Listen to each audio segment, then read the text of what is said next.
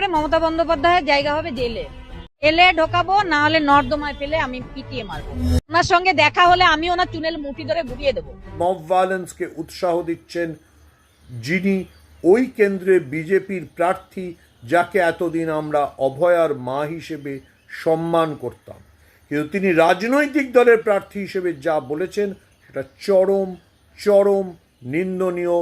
Mob ভায়োলেন্সকে promote করা, মহিলাদের বিরুদ্ধে অসম্মানজনক কথা বলা, একজন মহিলা মুখ্যমন্ত্রীকে খুন করার হুমকি দেওয়া। দেখুন, যিনি আরেকজন মহিলাকে নর্দমায় ফেলে চুবিয়ে মারার কথা বলেন, তাকে আমি অন্তত শিক্ষিত এবং মানুষ বলে মনে করতে পারি না। উনি যেই হন, উনি আসলে এক ধরনের মব ভায়োলেন্সের বিষয়ে প্ররোচনা দিচ্ছেন। আমরা আমাদের প্রতিবেশী বাংলাদেশে এই মব ভায়োলেন্সের সাংঘাতিক প্রকাশ দেখেছি, যেখানে মব ভায়োলেন্সের জন্য একজন মহিলা প্রধানমন্ত্রীর বাড়ি আক্রান্ত হয়েছে।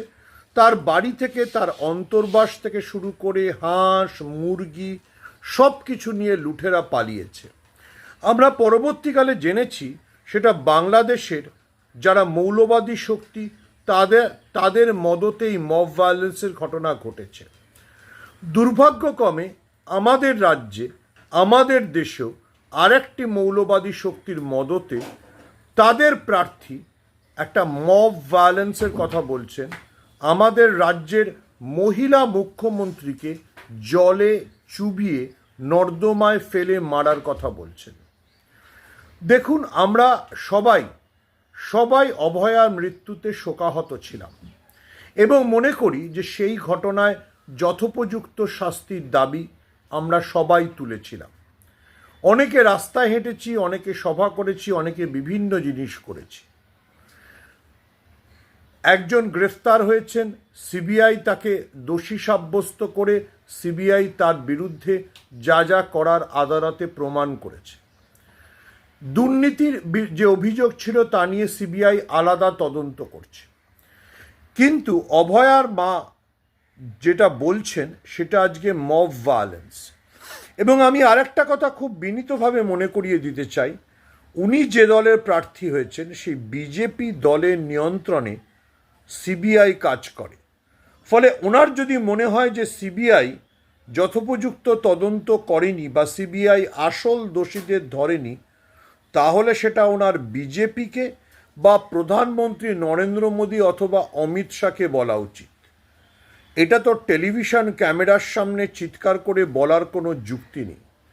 আবারও বলছি, উনি যে দলের প্রার্থী হয়েছেন সেই দল বিজেপি কেন্দ্রে ক্ষমতায় রয়েছে, তাদের নিয়ন্ত্রণে সিবিআই চালায়, সেটা আমরা সবাই জানি। ফলে ওনার যদি সিবিআই এর তদন্তে কোনো ক্ষোভ থাকে, তাহলে ওনার সেটা বিজেপি নেতৃত্বকে বলা উচিত, স্বরাষ্ট্রমন্ত্রী অমিত শাহ, প্রধানমন্ত্রী নরেন্দ্র মোদীকে বলা উচিত। কিন্তু উনি তা না করে বিজেপির প্রার্থী হয়েছেন এবং বিজেপির প্রার্থী হয়ে একটা মব ভায়োলেন্সে উৎসাহ দিচ্ছেন। এটা অত্যন্ত নিন্দনীয়। আবারও বলছি, আরজি করে যে মেয়েটি মারা গেছিল তার মৃত্যুর পূর্ণাঙ্গ তদন্ত, সেই নারকীয় ঘটনার শাস্তি আমরা সবাই দাবি করেছিলাম।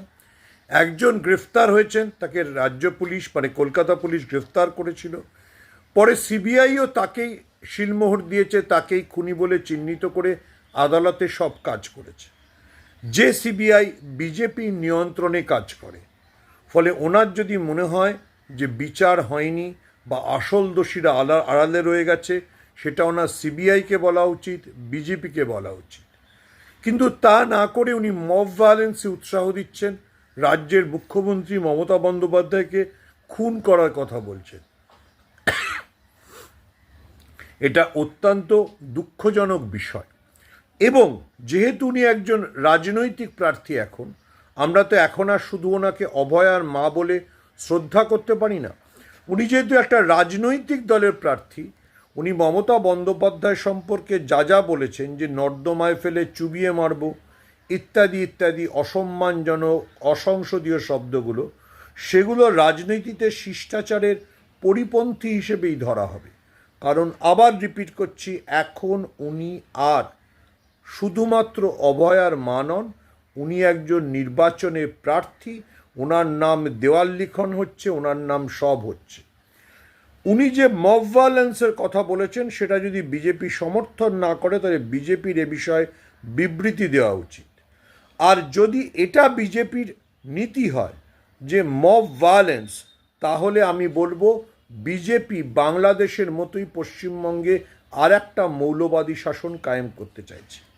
দেখুন, যদি কেউ অভিযুক্ত হয়, যদি তার অপরাধ প্রমাণও হয়, তাকে নর্দমায় ফেলে চুবিয়ে মারাটা কোনো গণতন্ত্র বা কোনো আইনের শাসন নয়, সেটা একটা মব ভায়োলেন্স, যেটা বাংলাদেশে আমরা দেখেছি, এটা বিশ্বের অনেক জায়গায় দেখা যায়।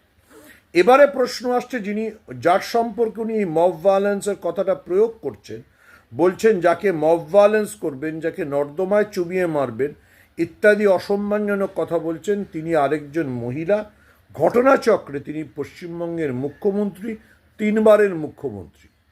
আরেকজন মহিলা সম্পর্কে এরকম মব ভায়োলেন্সের কথা বলা, নর্দমায় চুবিয়ে মারার কথা বলা যায় কি না সেটা ওনাকেই বিবেচনা করতে হবে।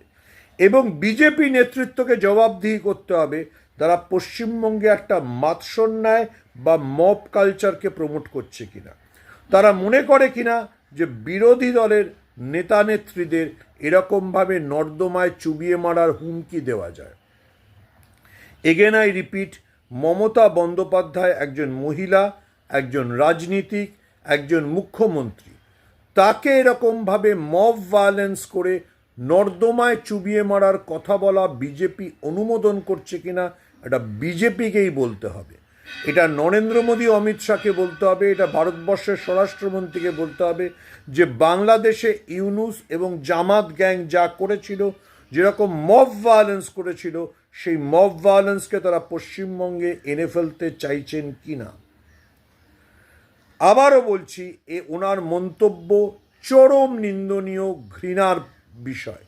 একজন সন্তানহারা মায়ের শোক থাকতে পারে, তিনি তার জন্য যে অনেক কিছু বলতে পারেন, কিন্তু তিনি মব ভায়োলেন্সকে প্রমোট করতে পারেন না এবং আর একজন মহিলার বিরুদ্ধে এই ধরনের অসম্মানজনক কথা বলতে পারেন না।